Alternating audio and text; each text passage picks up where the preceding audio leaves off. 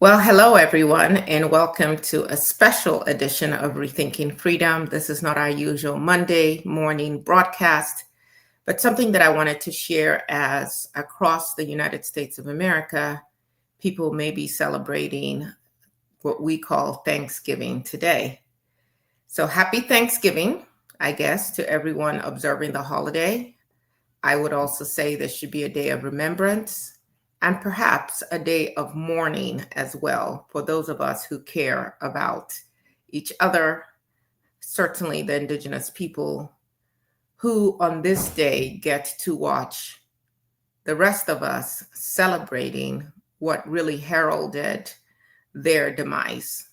And for those of us of African descent as well, there should definitely be a day of mourning, a day of remembrance, because it was the very foundation of this nation that helped to accelerate the what we call the slave trade. Some of us call the Ma'afa, some of us call the African Holocaust. And so we shouldn't blindly go along with the myth making in this country to just assume that this was just a day of family and eating and gathering and having fun, even though I will have family and friends at my home today. I definitely want to center the original peoples of this land.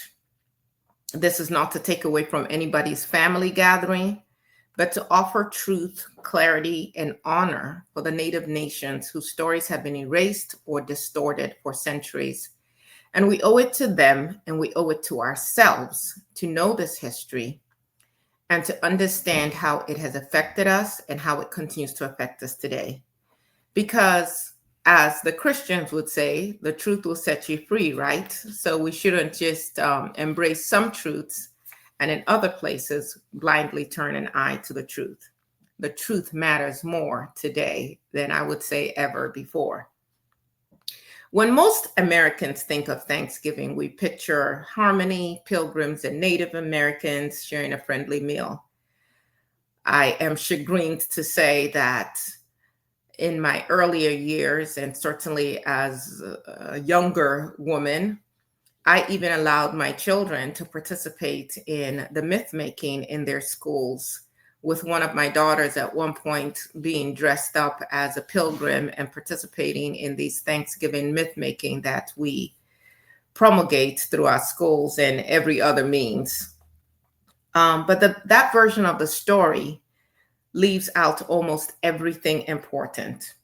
The Indigenous people at the center of the history of Thanksgiving are the Wampanoag Nation, who lived in what is now Massachusetts and Rhode Island long before the Europeans arrived. They had thriving villages, structured governance, agriculture, diplomacy, and deep relationships with the land. When the English settlers, many of them released from prisons across Europe, arrived, starving and near collapse, it was the Wampanoag led by Usmequin, also known as Massawit, who extended generosity. Today, we have a country that is very, if I can make up a term, ingenerous, definitely very stingy with newcomers, with migrants, and with other people within our community who need assistance. But they taught the newcomers how to survive. They taught them how to grow corn, how to fish, and how to endure the winters. And a man named Tisquantum or Squanto served as translator, even though he himself had been kidnapped, enslaved, taken to Europe, and returned to find his entire village gone. That is the real beginning of the Thanksgiving story. But what followed was not peace. It was not, oh, thank you for feeding us, and now let's all live as brothers and sisters.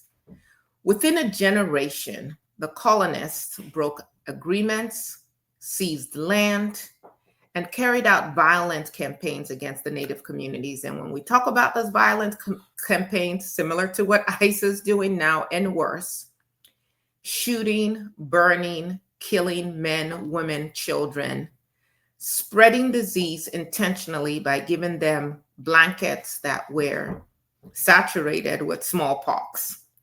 By the 1670s, the Wampanoag, along with Narragansett, Nipmuc, Massachusetts, and Pocasset, were brought into King Philip's War, one of the bloodiest conflicts in early American history. Like I said, villages were burned, families were enslaved, survivors were forced into servitude or they were exiled. This devastation is the actual root and the backdrop of the holiday that many of us are celebrating today. And that is why many Native people mark this day not as Thanksgiving, but as a national day of mourning. The legacy today of feast and famine. While many families enjoy abundant meals, millions of people, especially Indigenous, Black, and poor communities, face hunger, food deserts, environmental damage, and limited access to health care. We cannot just turn a blind eye. In the Navajo Nation, nearly a third of residents live in food deserts. Lakota communities and Alaska Native communities still bear the wounds of broken treaties and land theft. In a previous episode of Rethinking Freedom, if you go back to our November 24th episode of Rethinking Freedom, we went into greater detail about these broken treaties and the land theft. The contrast between feast and famine in America, you must understand, is not accidental. It is the legacy of colonization. Some of the things that we should be thinking about today include the philosophies of the Indigenous people that we have forgotten, some that were actually copied to a small degree in the Declaration of Independence and in some other documents that are the founding documents of this country. But these Indigenous cultures offer us great wisdom and certainly things that we should be focusing on and thinking about today. From the Haudenosaunee, we learn the great law of peace, consensus, accountability, and protection of future generations. Understanding that the choices we make, the decisions we make, the policies that we implement not only have an effect on generations today, but generations to come. Today, whether this regime of the 34-time convicted felon chooses to recognize it or not, there's an issue of the climate and the crisis with our climate across the globe. And it's as a result of the choices that have been made not to honor and protect our environment and the land. But this was not the way of the Indigenous people. From the Dene, we learn host ho, living in balance and right relationships with all beings. That means to call ourselves the greatest nation in the world and to have over 18 million children every day facing hunger in America should be an abomination to all of us. From the Anishinaabe, we learn the 7 generations principle, that every decision must consider its impact on those yet unborn. From the Wampanoag, we learn reciprocity with the land, taking only what you need and giving back more than you take. These teachings are not relics. They are roadmaps for a country in crisis, and we are indeed in crisis, no matter if your tables right now are groaning under the weight of food, much of which might go to waste in many households. What Thanksgiving can mean today is something that we should all be thinking about. Yes, it's a holiday. Yes, we get a day from work. Thank goodness. For some of us, of course, we know that there are still many who work even on this day because they have to. For many, they watch the commercials with happy families and food, tables laden with food, and that is not their circumstance. So what do we do with all of this? Do we need to cancel Thanksgiving? I would say we need to rethink it. We can use this day to honor the Wampanoag Nation and all Indigenous nations. We can tell the truth about this history. We can acknowledge the pain and the resilience. And we can commit to justice, reciprocity, and shared humanity. We can choose to be our brothers and our sisters' keepers. We can choose to make policies and elect officials who actually care about every human being and not just some. We can also make this a day of gratitude. Gratitude is beautiful, but gratitude without truth is empty, and gratitude without justice is certainly incomplete. So this Thanksgiving Day, I know that in my family, something that I have done for years and will continue to do and improve upon is to make sure that we do our research and we call the names of the nations that existed on the lands that we now occupy. That we find ways to be kind to our neighbors and to make sure that those who don't have also have enough to eat. That we elect officials, again, that care about us all.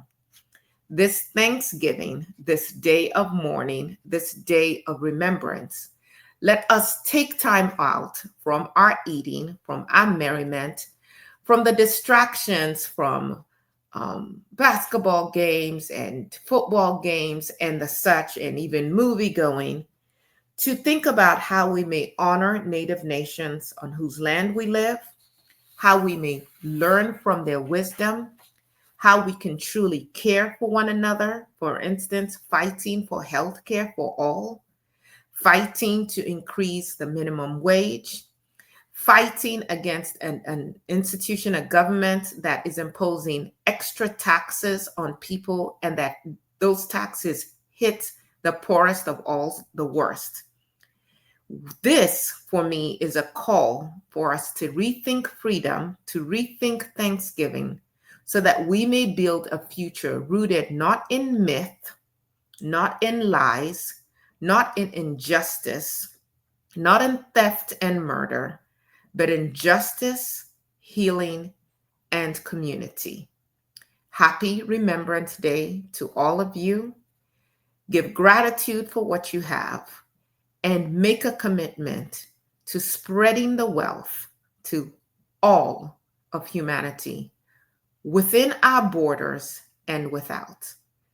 May we all walk in truth. Thank you so much for taking time out of your holiday to listen and to hopefully share this with as many people as possible. We would love to hear your comments. Please keep them respectful.